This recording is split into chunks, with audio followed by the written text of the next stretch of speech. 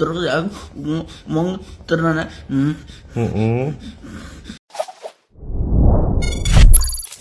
Cerita David Ozora didatangi almarhum Gus Dur saat koma.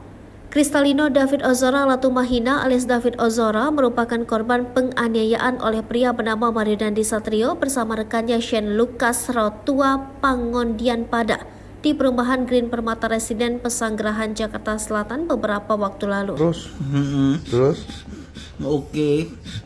Terus? Kata Gus Dur tenanan yo. Terus aku ngomong tenanan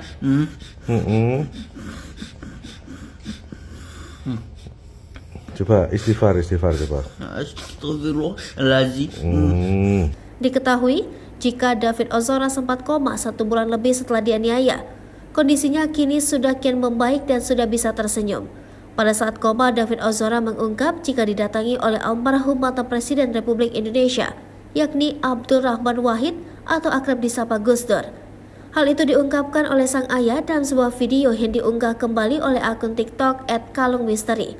Sang ayah pun kemudian meminta David untuk beristighfar. Ia pun langsung beristighfar seperti apa yang dikatakan oleh sang ayah. Setelah beristighfar, Jonathan kemudian meminta sang anak untuk membaca surat Al-Fatihah. David kemudian langsung membaca surat Al-Fatihah meskipun masih terbata-bata.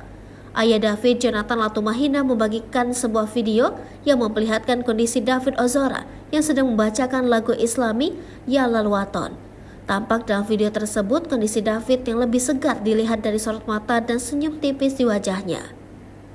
Ya lal waton, ya lal waton, ya lal waton, hubul waton, minal iman, walatakum minal iman, inhadu ya lal waton, Indonesia miladi antaku wa